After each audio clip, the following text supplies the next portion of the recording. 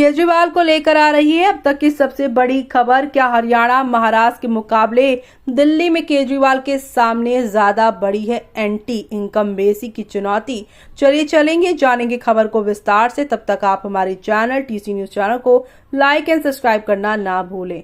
ये बोलकर कि दिल्ली के सभी 70 सीटों पर समझो अरविंद केजरीवाल ही चुनाव लड़ रहा है। आम आदमी पार्टी नेतृत्व ने साफ संकेत दे दिया था कि हालत कैसे है और अब जानकारी और जारी उम्मीदवारों की दोनों सूची में भी सबूत सामने रखा जा रहा है। आम आदमी पार्टी ने अब तक 31 सीटों पर उम्मीदवार घोषित किए हैं, जिनमें 24 विधायकों के टिकट काट दिए गए हैं। साल 2020 के विधायक नहीं बल्कि विधानसभा चुनाव में इनमें से 27 सीटों पर आम आदमी पार्टी और 4 पर बीजेपी के विधायक बने थे।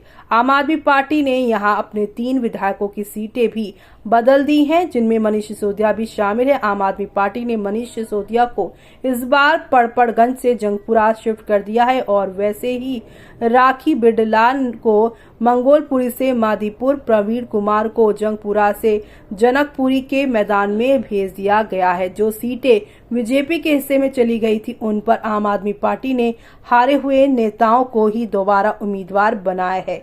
लोकसभा चुनाव के ठीक बाद हुए हरियाणा विधानसभा चुनाव में भी बीजेपी के सामने जो है सत्ता विरोधी फैक्टर भी चुनौती है, जिसे काउंटर करने के लिए पार्टी ने कई विधायकों को टिकट उनका काट दिए थे। ऐसे नेताओं में मंत्री भी शामिल थे और कई तो कैमरे पर रोते हुए भी पाए गए थे। हरियाणा की जीत से बीजेपी का जोश बढ़ा जरूर था, लेकिन शुरू में काफी डरी हुई थी। हारने की डर था।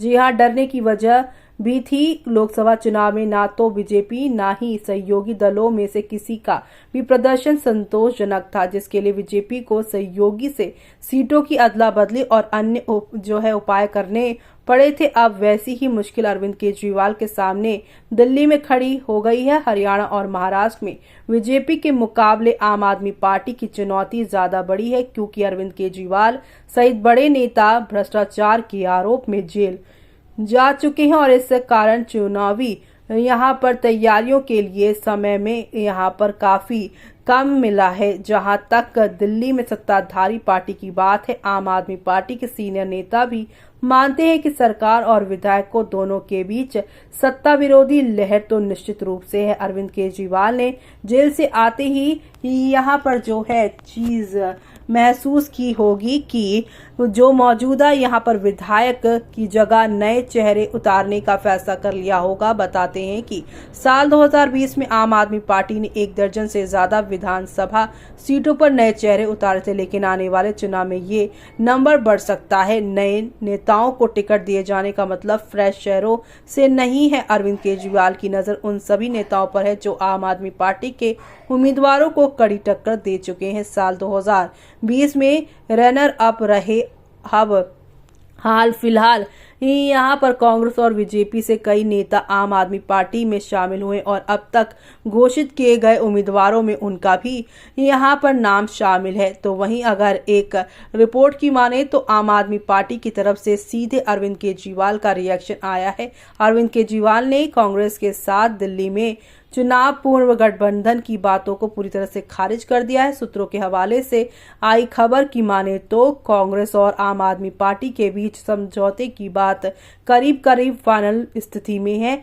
तो वहीं यहां पर आम आदमी पार्टी कांग्रेस को 15 और इंडिया ब्लॉक के दूसरे सदस्यों को भी 1-2 सीटें दे सकती है, लेकिन अरविंद केजरीवाल ने यहां पर अब अपनी एक खबर के द्वारा बताया है कि सोशल मीडिया साइट्स पर लिखा है कि आम आदमी पार्टी दिल्ली में अपने बूते यानी बलबूते चुनाव लड़ेगी, कांग्रेस के साथ गठबंधन वो नहीं करेगी। ऐसे में अब आपका क्या कहना है इस खबर पर? हमें कमेंट बॉक्स में कमेंट करके बताना बिल्कुल भी ना भूलें आप।